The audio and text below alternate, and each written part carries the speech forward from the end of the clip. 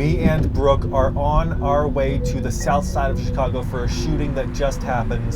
The reason I do this is for two reasons. Reason number one is because Chicago is the #1 city for shootings in the country. We want to draw attention to that problem. Reason number two is because I don't trust the police to tell the full story. I want to know what's going on for myself. We are 22 minutes away. We are just pulling up on the scene now, and we do see some cop cars, so this is definitely where we're supposed to be. Well, it still looks very active. Oh, I see red tape. That's never good.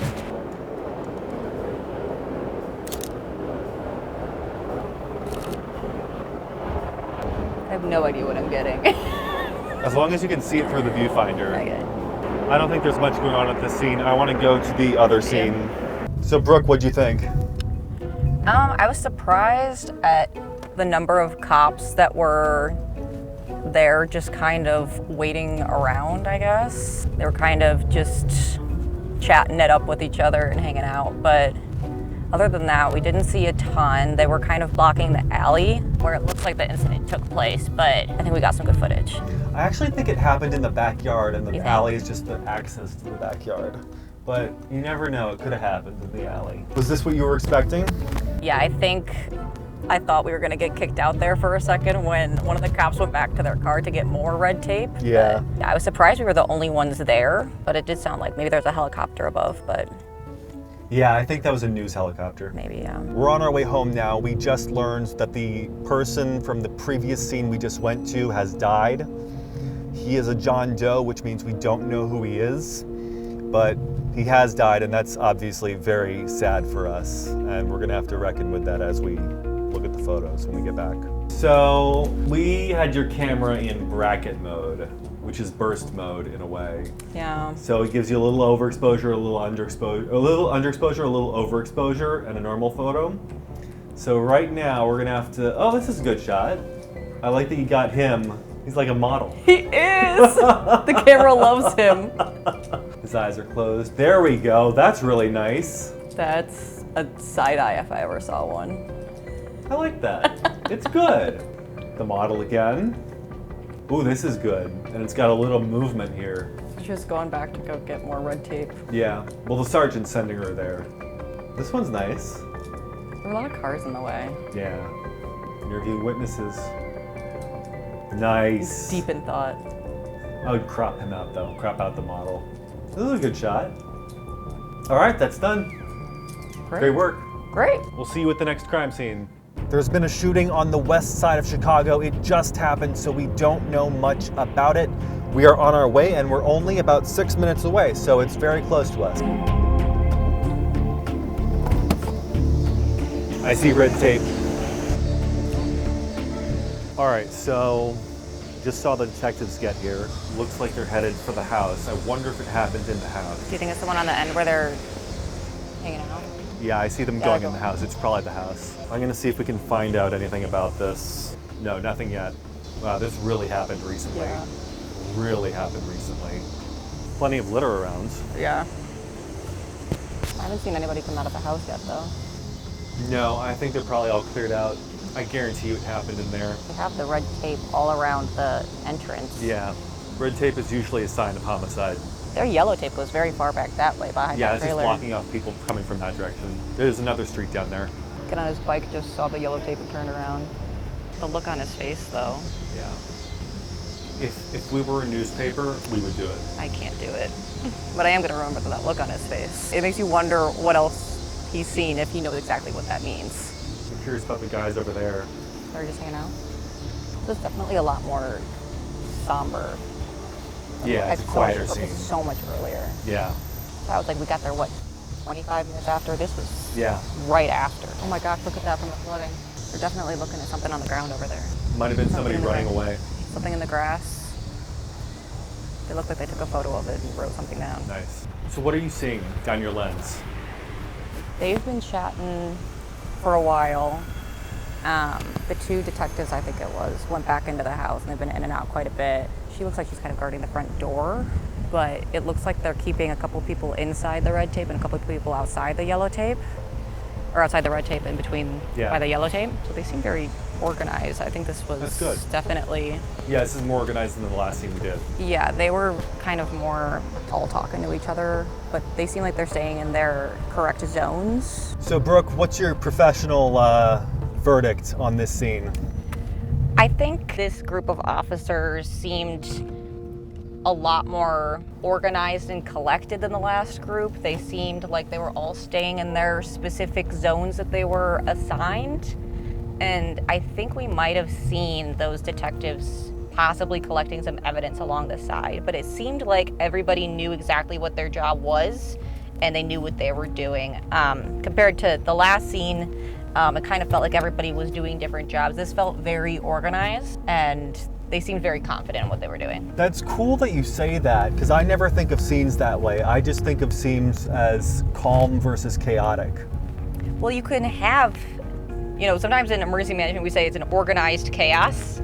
It can feel chaotic. I say that people get emergency brain, where it feels like, oh my gosh, I forgot this thing and that thing. But if you're following your checklist and sticking to what you've learned and reverting to your training, then in general, chaotic scene can actually be effective. Even if you're feeling like everybody's running around, you can get everything that you need. So guys, we're actually just now finding out what happened at the scene. It was a male 36 years old, shot multiple times. He was shot in the right upper thigh, the right armpit, and the right arm 6 times. The crime scene consists of 4 shell casings and a trail of blood. 4 shell casings. With that many shots, he must have picked up some shell casings. I was gonna say, something's not adding up. Yeah. Or maybe Not there was a- another shooter? Maybe? Maybe. I don't know. This is an awesome shot. You got him communicating. It's kind of rare to get them doing that. He was talking a lot. Nice. You can even see her looking in the background. And you got the red tape in the Yeah. background too. That's really nice. That's a good show of what zones they were in when they were. This is good though. I don't think she was thrilled we were there. No, definitely not. This is a good shot. Another good shot. Really shows everybody at the scene. You get the detective there. Oh, nice. That's when he was looking at stuff all over the ground. That's a really good shot though. And then he immediately turned around, I think, because he didn't want me to take a photo. He could tell I was taking photos of him. He's got a cool tie clip. All right. Great stuff. Cool. Yeah, that was an interesting scene. Yeah. We are on our way to the shooting on the south side of Chicago. Someone was shot in the arm and the leg. We initially got the wrong address. It was sent us to the north side. We thought that was going to be interesting because we haven't had any north side scenes yet. But turns out it was wrong, and we are now headed to the south side.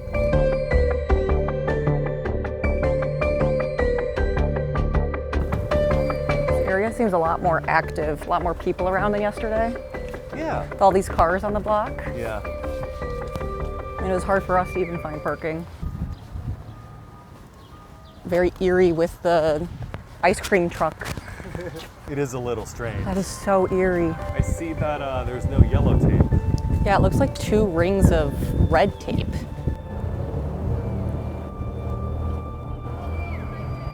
What do you I think, have Brooke? terrible news. What? There's no memory card inserted. Crisis averted. I just had a heart attack. They made this area very big compared to yesterday. The area that they have taped off. Really interesting that it's all red tape and they don't have any rings of yellow, but it doesn't look like we're gonna be able to get any closer than this. No, I kind of want to see evidence markers, Yeah. but I'm not seeing any, you know? Can't even see any evidence markers through the paparazzi lens. I think they're further away.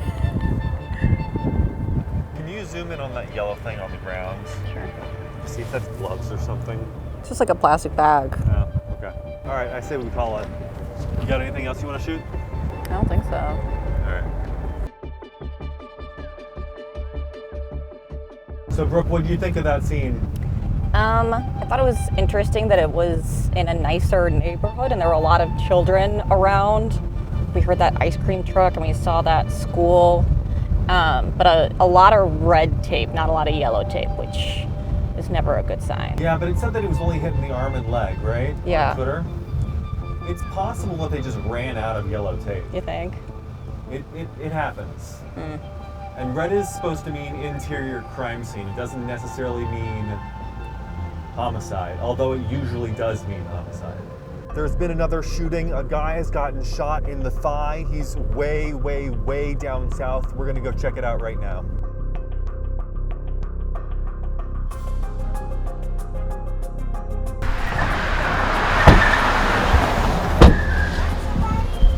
This is crazy. Yeah. Imagine you're just getting groceries.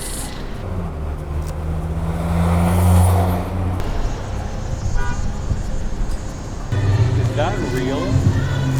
Oh my. Is it one of those pedal things? I didn't even notice. I was too They're locked in. blasting music. This definitely feels different than the other scenes we went to. You can tell that this doesn't feel as normalized to them because everybody's slowing down their cars and rubbernecking out the window. Neighborhood grocery store. Yeah. I didn't notice a lot of other grocery stores when we were driving in. There's so many food deserts in Chicago. It's Yeah. part of what contributes to the nonsense. The guy behind me is talking about hearing a big loud pop. You got everything you want? I think so. All right. So Brooke, what'd you think of that scene? I think this is the most unique one we've been to yet because it's clearly a community gathering place, and we talked about earlier how there weren't that many grocery stores in the area, so it seems like it'll be difficult for the community given that something happened in a grocery store in their area. Yeah, I think it's super sad because it's already a food desert down here, and now they're gonna have even more trouble accessing food. This is not a stop sign, you guys. Now I go. I thought it was interesting that they were doing interviews right inside, out of sight of us, but still in the actual crime scene. Yeah, it looked like I looked down the lens and it looked like they were just inside the doorway, and the cops kept kind of turning around when they saw the camera. I did think that was interesting that they were just right inside, out of the camera lens's view. And they didn't block the entire area off either. They just blocked off the building. Right, it was very small. It was tiny. Yeah. People from the street that live nearby were kind of walking up to the scene and chatting, so we could get pretty close even though we chose not to, but yeah, it was very small what they chose to tape off. All right, we're gonna head back to base and look at some photos. So just to put this in perspective for everyone, we've been on the road nonstop for the past 3 hours. We've been going from scene to scene. We are all very hungry. We went on a road trip. We went on a road trip. A tour of the city. So these photos are the only thing standing between us and pizza. So just bear that in mind as we quickly go through them. This first shot is from our first scene. I think it's a spectacular shot because it shows the guy and the guy talking with the clipboard. Obviously that's a detective. This is at the second scene. I kind of wish that guy wasn't I know. his head turned. And he was there. He was blocking a lot of the shots too. That was a shot I wanted. This one? I got it on accident. This one? Yeah. Nice. What I wanted so bad. Oh, I So can you see the inside. see just where they were interviewing people. Yeah. There was a lot of movement. Oh, that's so interesting. Yeah. Oh, even better. And I love that you got EBT in there because it says it's a low-income area. Right. Ooh, this is a good shot.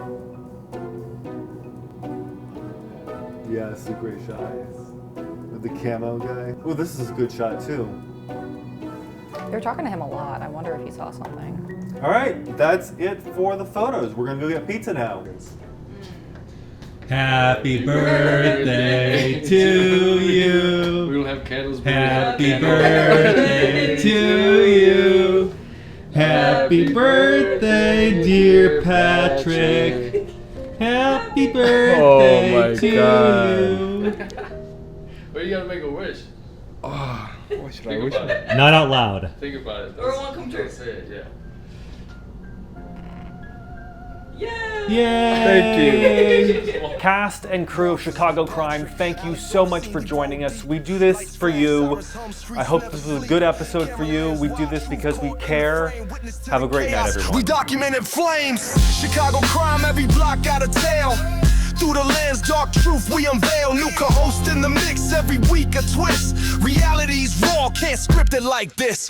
Concrete jungle, saddles dance in the fog. Shooting photos where the city sings its dirge in the smog. Interview the witnesses, their stories run cold. Tales of survival, the brave and the bold, switching co-hosts.